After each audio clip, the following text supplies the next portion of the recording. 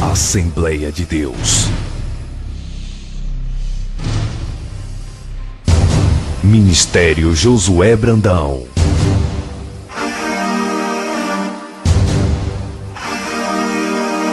Apresenta salvação. Você se arrepende agora e Ele te perdoa agora. Poder de Deus. Espírito de Deus, derrama teu poder neste lugar e faz desta reunião uma noite de glória. Libertação. Porque só o sangue de Jesus purifica o homem de todo pecado. Milagres. Ele quer agir e operar em sua vida. Cristianismo sem fronteiras, com o pastor Josué Brandão.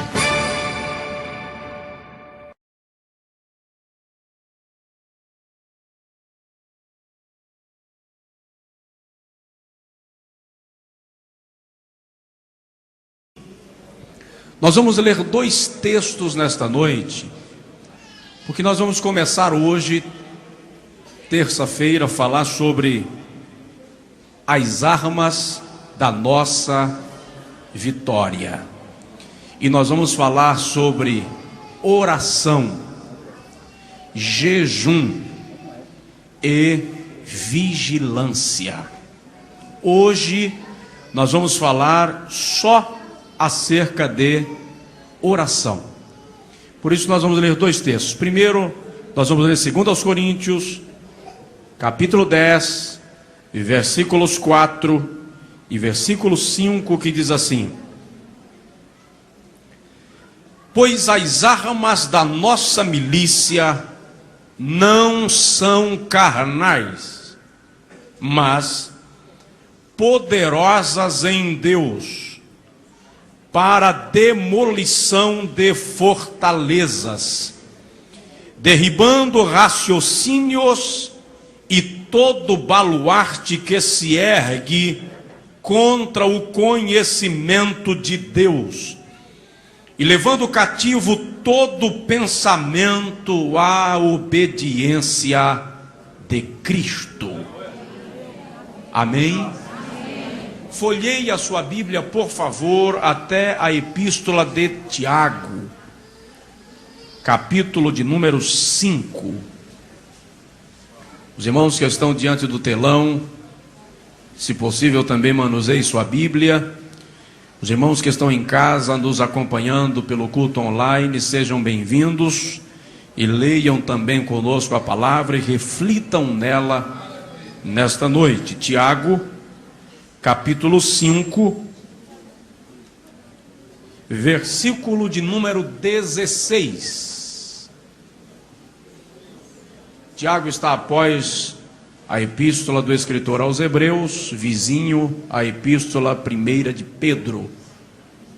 Capítulo 5, versículo 16 diz assim: confessai as vossas faltas uns aos outros e orai uns pelos outros, para que sareis.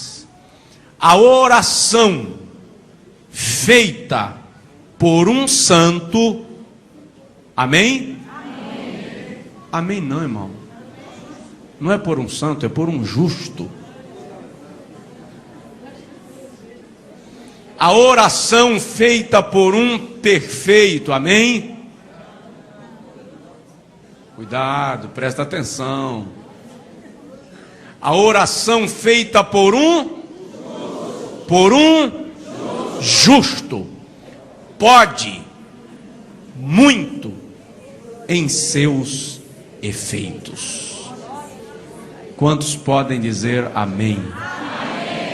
Diga comigo: Senhor Jesus, eu quero que esta palavra mude a minha vida espiritual e cristã a partir de hoje.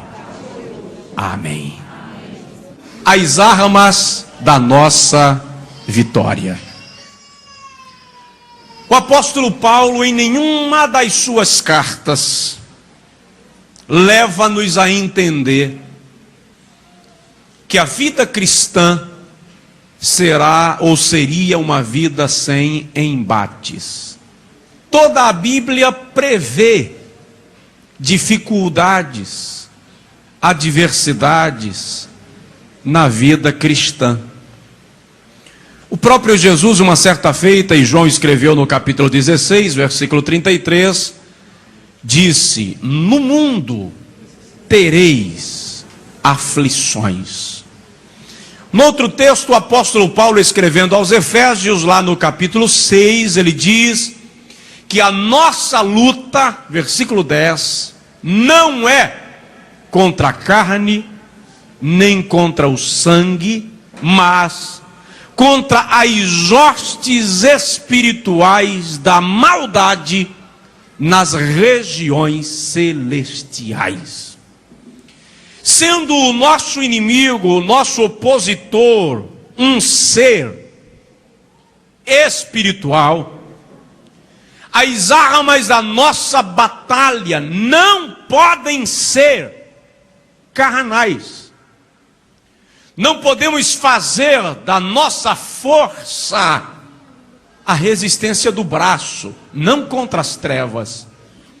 Se estamos em luta espiritual, a nossa arma é espiritual.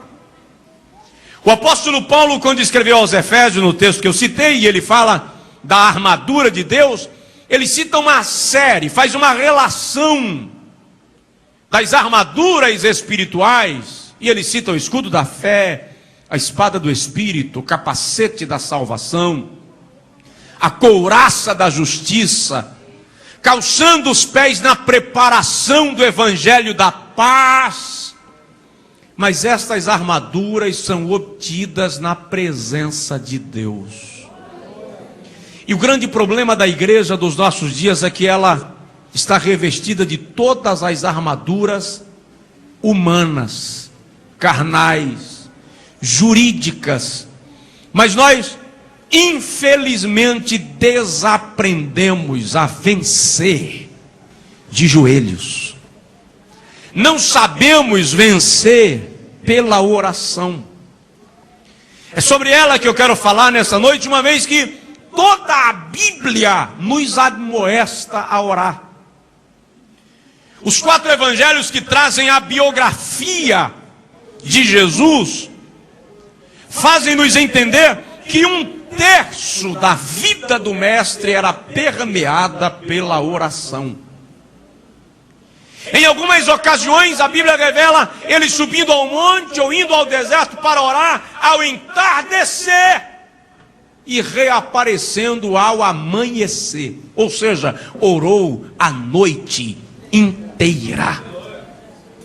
Uma certa feita, quando os discípulos quiseram aprender alguma coisa com ele, ele disse: tu, quando orares, entra no teu quarto e fecha a tua porta e ora ao teu pai em secreto, e ele que te vê em secreto te recompensará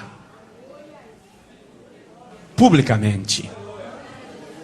Eu quero ouvir Deus falar comigo, mas quantas vezes eu me dirigi para falar com Ele? Uma certa tarde eu estava orando, eu morava em São Paulo, e eu tinha um trabalho de evangelismo noturno com marginais na Praça da República, Vale do Anhangabaú, nas regiões perigosas de São Paulo. E eu orava diariamente para aquela tarefa noturna. E depois de orar aproximadamente 2 horas de joelho, eu fiz naquela tarde como eu fazia todas as tardes. Eu disse: Jesus, todas estas bênçãos eu te peço e te agradeço hoje e sempre. Amém.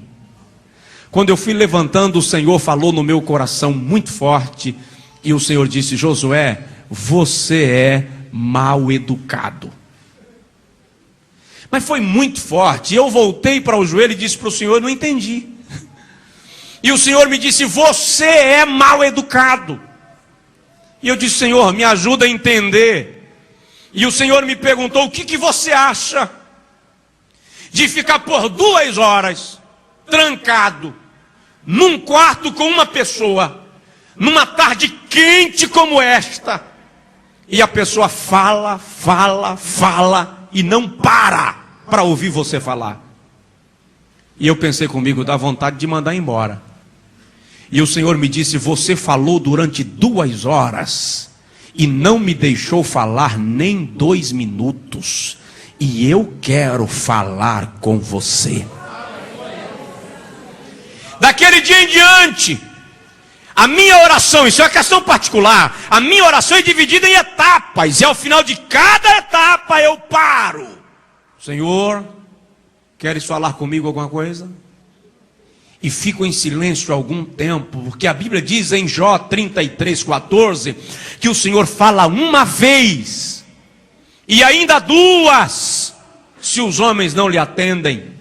Fala-lhes a 3ª vez, quando caem em profundo sono sobre a cama. Mas Deus fala.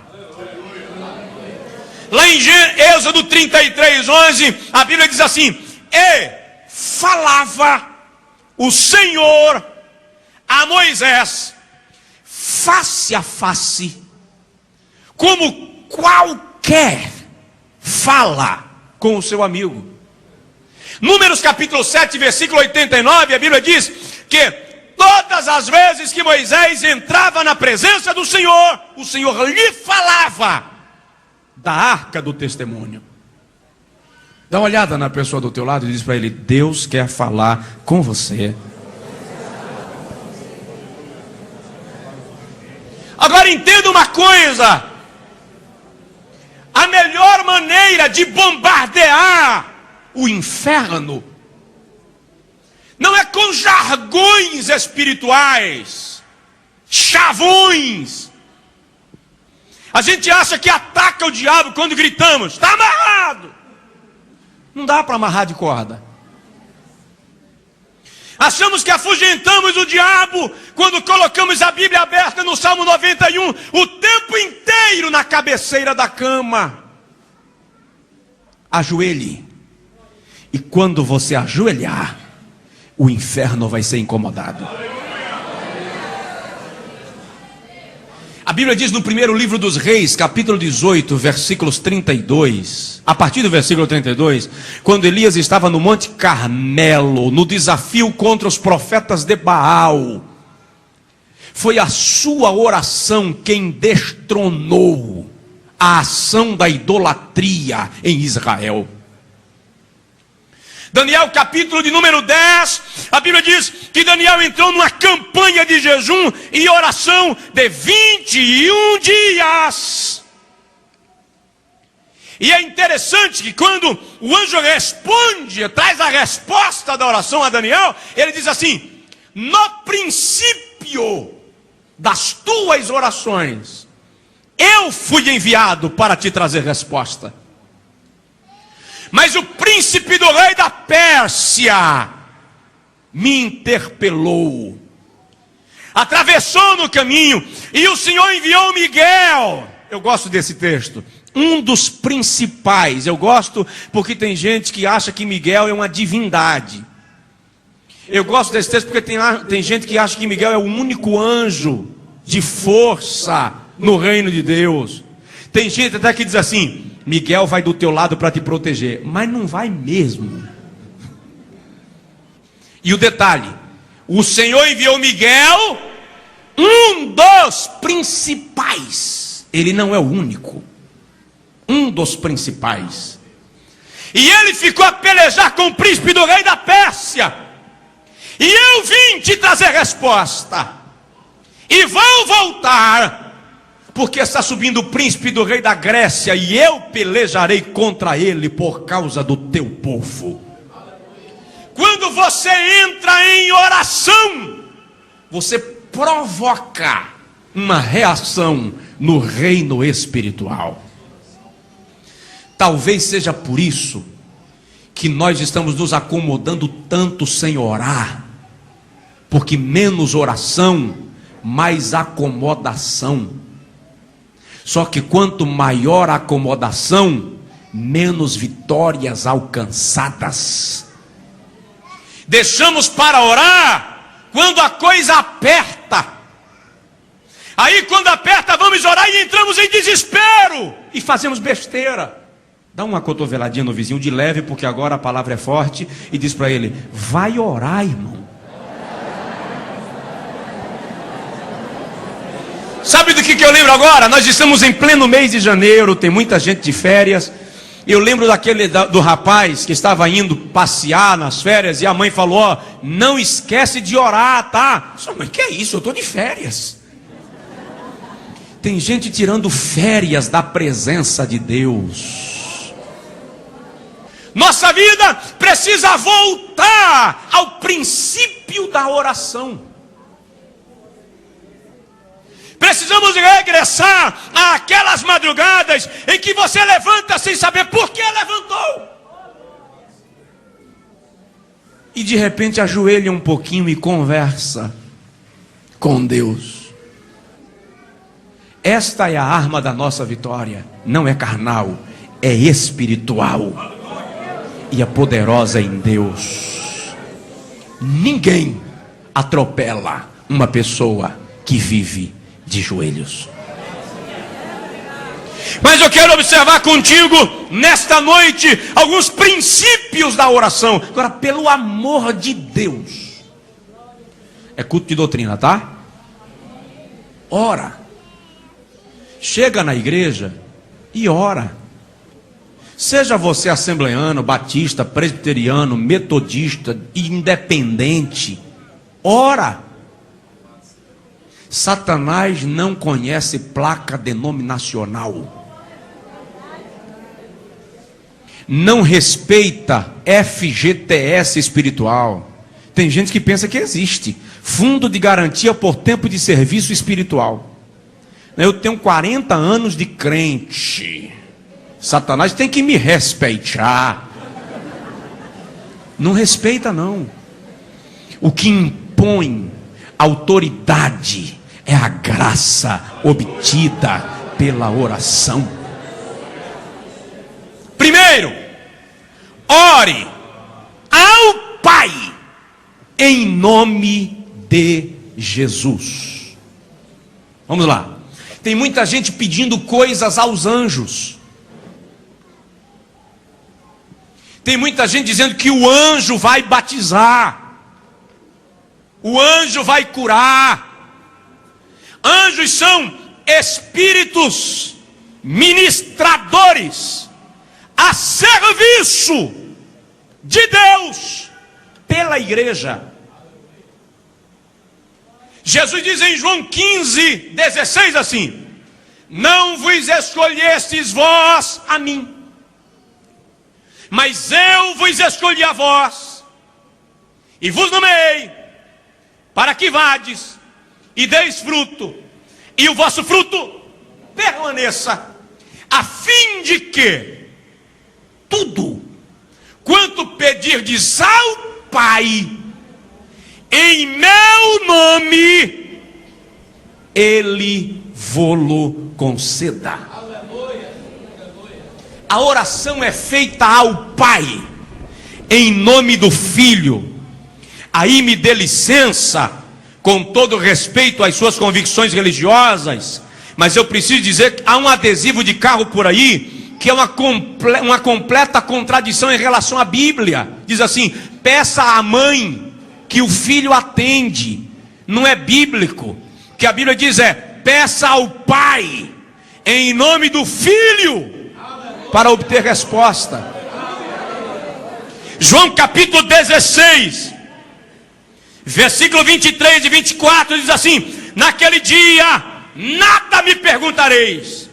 Em verdade vos digo que tudo quanto pedirdes ao Pai em meu nome, Ele vô-lo concederá. preciso ajoelhar diante de Deus em nome de Jesus. Eu tenho dito que o nome de Jesus é como a senha de uma conta bancária. Você não tem acesso ao saldo, não faz saque sem a senha. Quando você vai orar, você digita a senha: Deus, eu estou aqui em nome de Jesus. O que significa isso? Eu não tenho mérito próprio, eu não tenho capacidade, sou um pecador, nem seria recebido diante de Deus. Mas Jesus vai na frente abrindo caminho. Ele é intercessor, mediador. Paulo diz que há um só mediador entre Deus e os homens, Cristo Jesus, homem. Quem diz amém? Amém. Portanto, analisa a tua oração.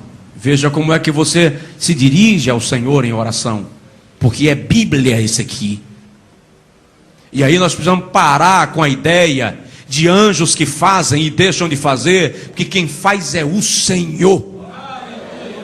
Precisamos parar com a ideia de homens que fazem, porque quem faz é o Senhor através dos homens. Somos apenas instrumentos de Deus, e Ele usa a qualquer um. É só render-se a Ele. Segundo lugar, primeiro, ore ao Pai em nome de Jesus. Segundo, dependa do Espírito Santo na sua oração. Primeiro é bom lembrar que é o Espírito Santo quem nos impulsiona em direção à presença de Deus. Paulo, escrevendo aos Romanos, no capítulo 8, versículo 26 e 27, disse: nós não sabemos o que havemos de pedir como convém, mas o Espírito Santo intercede por nós com gemidos inexprimíveis. E é interessante que Paulo acrescenta: e é Ele quem sonda os corações, e é Ele quem, segundo a vontade de Deus, intercede pelos santos. Sabe qual é a função do Espírito na oração? Traduzir a tua oração. As nossas orações, as nossas palavras, veja que o Senhor diz assim: os vossos pensamentos são menores do que os meus pensamentos, porque assim como os céus estão mais altos do que a terra, assim os meus pensamentos estão acima dos vossos pensamentos. A nossa linguagem não atinge a linguagem de Deus, não alcança a sua soberania. O que o Espírito Santo faz? Ele pega a minha oração. Veja o que o texto diz: segundo a vontade de Deus. Ele pega a minha oração e leva ao nível da divindade. Ele traduz, coloca na linguagem do Pai. É a função de um intérprete. É Ele quem intercede por nós. É interessante que às vezes você está orando e começa a falar em línguas espirituais na oração, e quantas vezes você não entende o porquê? É que o Espírito Santo vai conduzindo a tua oração num nível espiritual tão profundo, que Ele toma as tuas palavras e passa a orar em você, com você, através de você. Paulo fala disso aos Coríntios na primeira carta, capítulo 14, versículo 14 e 15, quando ele diz que quando nós oramos em línguas, o nosso espírito, pelo Espírito Santo, ora bem. Ou seja, faz a oração perfeita. 1 Coríntios capítulo 14, versículo 2, Paulo diz assim: quem fala em línguas não fala coisas de homens, mas coisas de Deus. À luz do original grego, a expressão é: quem fala em línguas não fala coisas humanas, mas segredos divinos. É cochichar.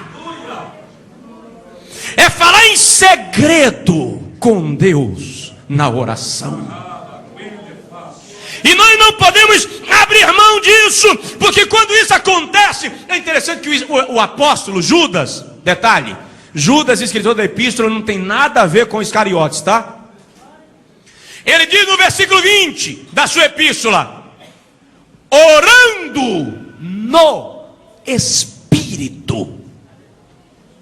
Orar no Espírito ali é o que Paulo chama em 1 Coríntios 14 de orar pelo Espírito, ou orar em línguas espirituais.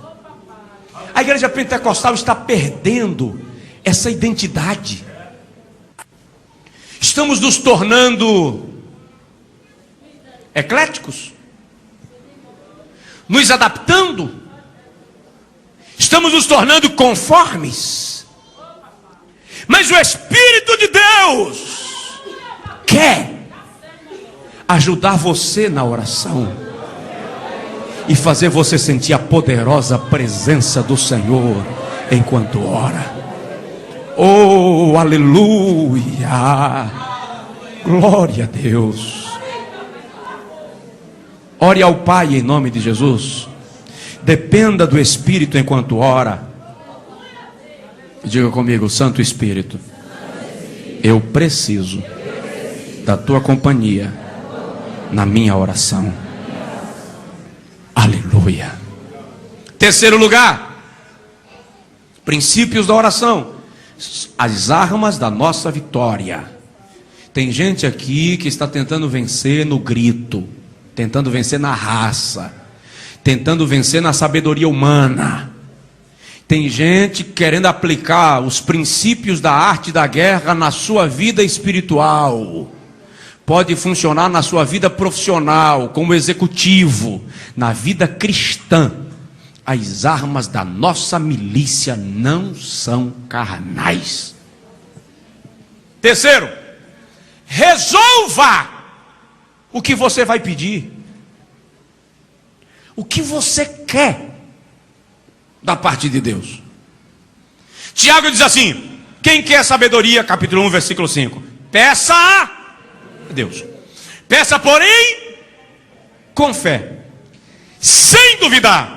Sem duvidar ali não é falta de fé, porque ele já falou, peça com fé. Sem duvidar é sem oscilar. É a pessoa que fica entre dois pensamentos, não sabe o que quer da vida. É tipo menino embirrento, pede, e quando ganha, não quero mais. Jesus diz em Mateus capítulo 7, versículo 7 assim: pedi e dar-se-vos-á, buscai e achareis, batei e abrir-se-vos-á. Porque o que pede, recebe, e o que busca, encontra, acha, e ao que bate, abrir-se-lhe-á. É interessante, você já parou para analisar que Jesus faz algumas perguntas meio, licença Jesus, sem lógica na Bíblia? Tem um desesperado de um cego na beira da estrada gritando: filho de Davi, tem misericórdia de mim. Jesus vai e pergunta para ele: o que queres que eu te faça? Pelo amor de Deus, o que um cego quer? Senhor, eu quero ver. Precisava Jesus fazer a pergunta? Precisava. Ele poderia pedir uma esmola e Jesus daria. Quer um denário? Judas, dá o denário para ele. Daria. Você precisa saber o que você quer. Sua oração não pode ser mais uma. Hoje eu ouvi um louvor que me chamou muito a atenção, dizendo assim: você não pode ser mais um na multidão. Não seja multidão. A mulher do fluxo de sangue embrenhou no meio da multidão, e tocou em Jesus. E é interessante que quando ela toca, Jesus para e ele diz: alguém me tocou. Mas que pergunta sem sentido, que indagação, que colocação sem lógica. Pedro questionou: mestre, a multidão te aperta, todo mundo te toca. Marcos 5. E o Senhor disse que alguém te tocou. Jesus disse: alguém me tocou diferente. Alguém me tocou com propósito. Alguém me tocou porque sabia o que queria ao me tocar. Não basta vir à igreja e encher o salão. Você precisa ter propósito. O que você quer de Deus? Jesus chega à beira do tanque Betesda, em João 5, e pergunta ao paralítico. Ó, presta atenção nessa situação. O indivíduo estava lá há 38 anos. A Bíblia não diz que ele tinha 38 anos, diz que ele estava lá há 38 anos. E Jesus pergunta para ele assim: você quer ficar são?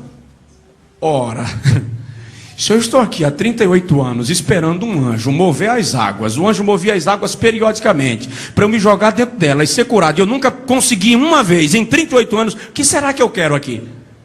Ficação. Por que Jesus perguntou? Porque você precisa decidir, resolver diante de Deus qual o seu propósito de vida. Diga amém. Se nos ajoelharmos só para preencher tempo, nós não vamos alcançar o que queremos. As armas da nossa milícia não são carnais. Dá um toquezinho no vizinho e diga para ele: decida o que você quer.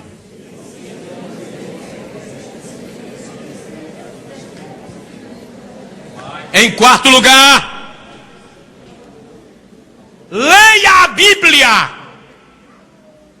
para afirmar a sua confiança acerca do que você pede. Como é que se obtém fé? Alguém chegou para Jesus um dia e disse assim: Senhor, Lucas 18, aumenta-nos a fé.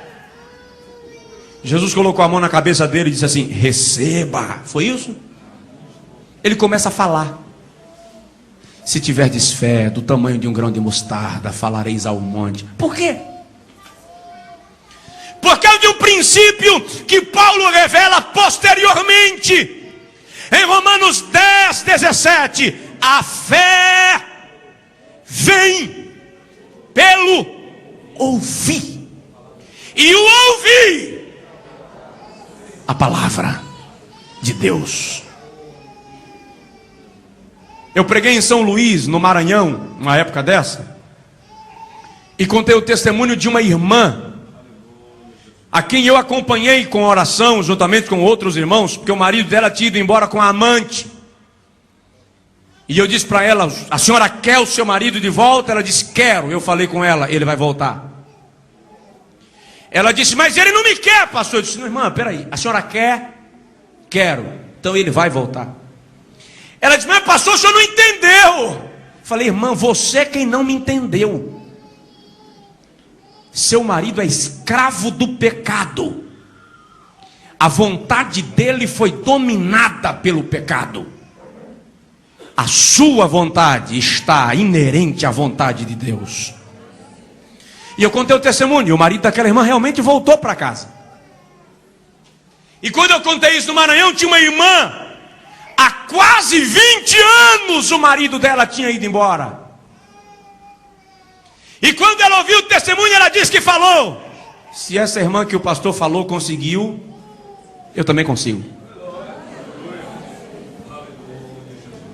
No outro dia de manhã, não demorou muito, incrível é isso. É isso que eu fico questionando: Deus, por que tem uns que o senhor atende da noite para o dia e tem uns que o senhor atende de um ano para o outro? No outro dia de manhã, ela acordou às 5 horas com alguém tocando a campainha. Era o marido dela com a Bíblia de estudo pentecostal deste tamanho, debaixo do braço. Se aceitei a Jesus como Salvador, larguei a amante, estou voltando para casa para consertar minha vida. Porque a fé vem pelo ouvir. Salomão diz em Provérbios, capítulo 4, versículo 20 a 22, assim: filho meu, atenta para as minhas palavras, inclina os teus ouvidos à minha instrução, não se apartem elas de diante dos teus olhos, guarda-as dentro do teu coração, porque são vida para os que a encontram e saúde para todo o teu corpo. Eu amo o Salmo 119, lá no versículo de número 49, quando o salmista diz assim: lembra-te da palavra dada ao teu servo, na qual me fizestes esperar. Ou seja, eu estou esperando porque o Senhor me deu uma palavra. E ele diz assim: esta é a minha consolação na hora da angústia. E eu acho lindo quando ele diz: é a tua promessa que me mantém vivo. Salmo 119, 49 e 50. É a tua promessa que me mantém vivo. Se apegue à palavra, creia no que está escrito nela, porque a palavra do Senhor não volta vazia. Então, George Miller é um dos heróis da fé. Ele leu a Bíblia toda, de Gênesis a Apocalipse, 200 vezes. E 100 vezes ele diz ter lido de joelhos. E ele disse assim: eu só me lembro de 7.365 orações que eu fiz. Destas 7.365 orações que eu fiz, 7.363 o Senhor me respondeu na hora. Ele não iniciava a oração sem antes ler um texto bíblico em voz alta. Para quê? Para alimentar a minha fé, abastecer a minha confiança. Então se apegue à palavra. Para muita gente a Bíblia é apenas um livro de cabeceira. Tem irmão que ainda coloca a Bíblia aberta no Salmo 91, Salmo 23, Salmo 46, e larga lá o tempo inteiro. De vez em quando chega com um abanador feito de pena de pavão e...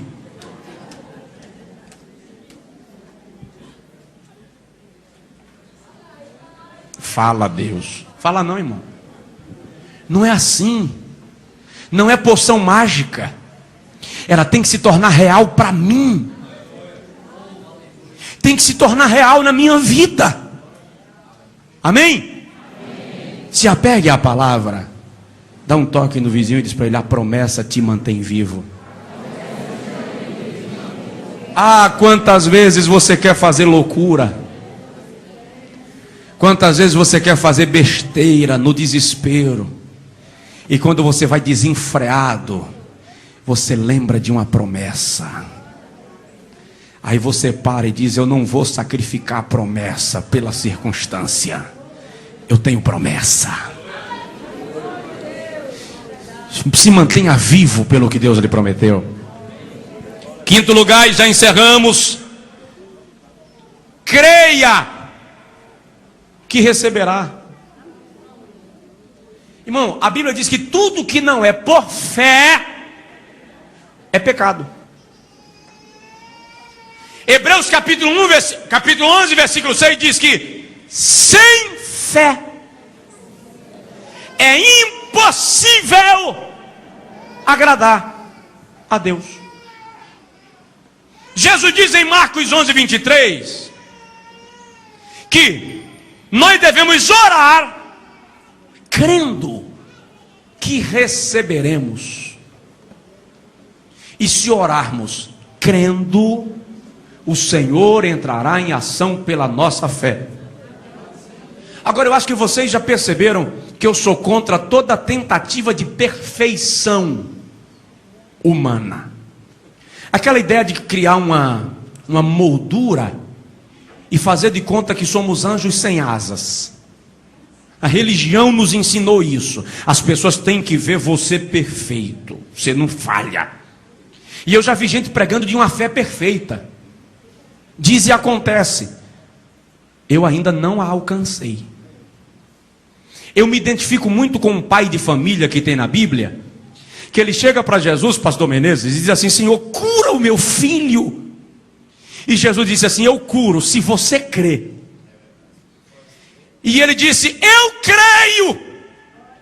Mas ele dá uma pausa e diz: me ajuda na minha incredulidade. Por que isso? Porque eu e você cremos, mas de vez em quando dá uma oscilada.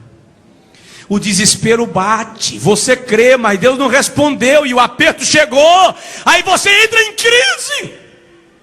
E é por isso que tem gente aí se sentindo no direito de estar decepcionado com Deus, porque Deus não me atendeu. Primeiro é bom lembrar que Ele não tem obrigação nenhuma de atender. Agora Ele vai atender, se você souber esperar que Ele o faça da sua maneira. Porque fé não é um princípio perfeito quando chega em nós, porque nós não somos perfeitos. Mas fé é um princípio ativo. É a fé que não se rende. A fé não é inerte. Ela me leva a agir, mas me ensina a esperar. Dá uma olhada no olho do vizinho e diz para ele: espera.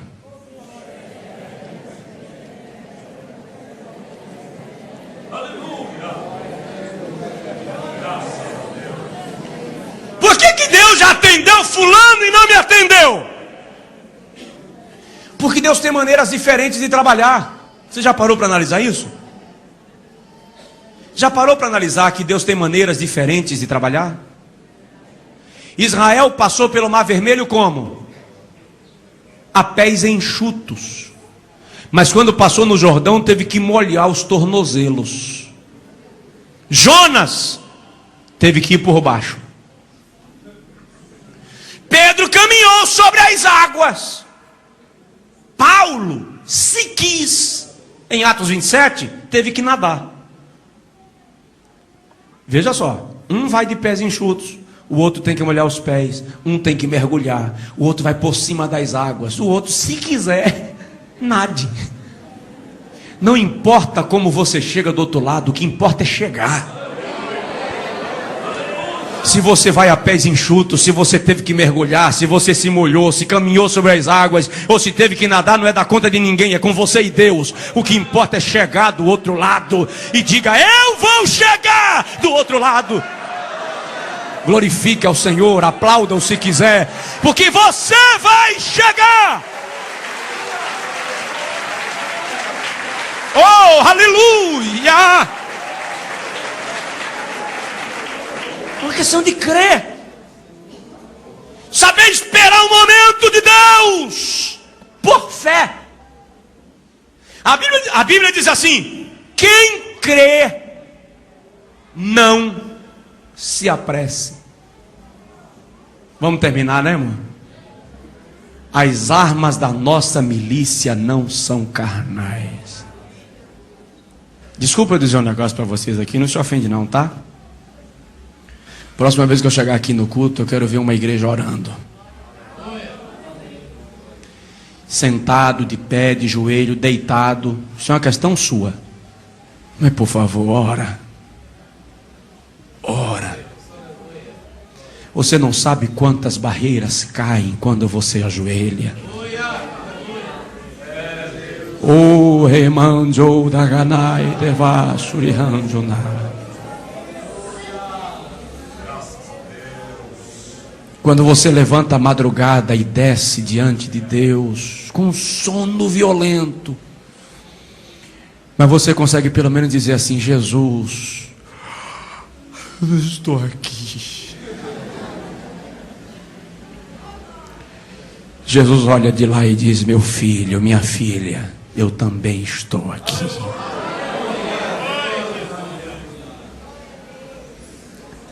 Em penúltimo lugar, na oração, interceda. Ore pelos outros. 1 Samuel capítulo 12, versículo 23, Samuel diz assim: mais longe esteja de mim pecar contra o meu Deus, deixando de orar por vós. Paulo diz a Timóteo na segunda epístola, capítulo 2, que nós devemos levantar mãos santas em todo lugar, com orações, súplicas e intercessões por todos os homens.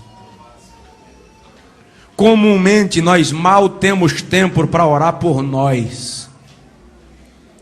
João capítulo 17 é um capítulo inteiro Jesus orando pelos outros. Ele diz: Pai, eu rogo por estes, no versículo 9. No versículo 20 ele volta a dizer: eu rogo por eles. No versículo 21 ele diz: eu peço por eles.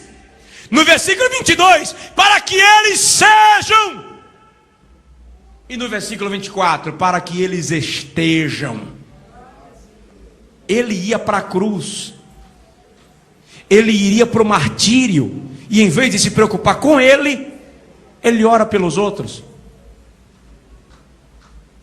Às vezes nós, na hora da luta, só nos concentramos nos nossos problemas, o resto que se arrebente. Minha luta é prioridade, mas aprenda, por favor, que quando você se desconcentra do seu problema, é que Deus entra em ação em seu favor. Já leu Jó 42:10?